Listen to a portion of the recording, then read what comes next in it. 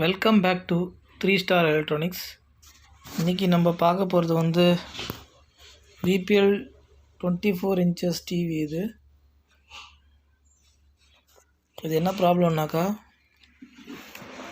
பாருங்கள், TV on பண்ணுறேன், light எரியுது, மேனுவல் ஆன் பண்ணுறேன், டிவி ஆன் பண்ணிட்டேன். பார்த்திங்களா, பிபிஎல்னு வந்துட்டு போகுது. இன்னொரு வாட்டி பார்க்கலாம்.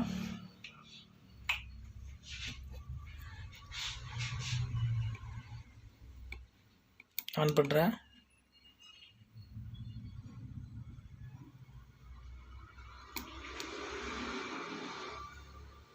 சரிங்களா, பிபிஎல்னு வந்துட்டு போகுது. இது வந்து பேக்லைட் ப்ராப்ளம். அதில் வந்து நம்ம இந்த போர்டில் முதல்ல பார்ப்போம். பார்த்தீங்கன்னா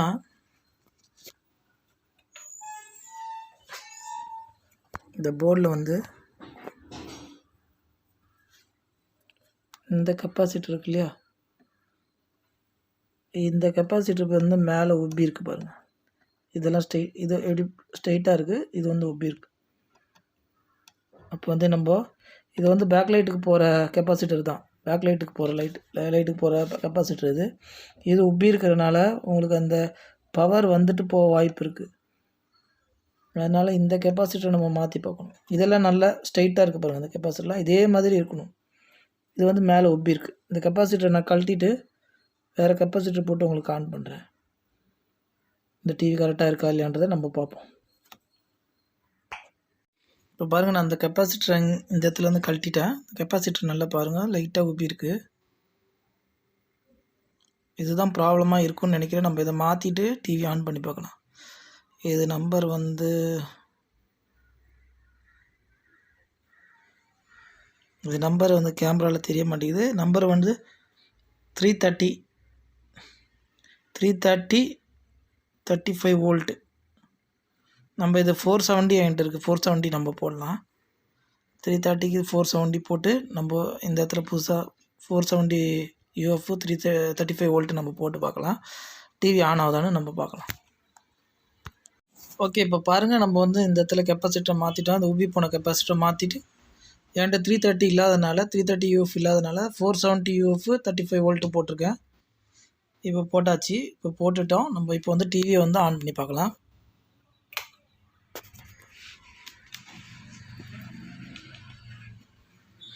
பாருங்கள், லைட் எரியுது. ஸ்டாண்ட் பை ரிலீஸ் பண்ணலாம்.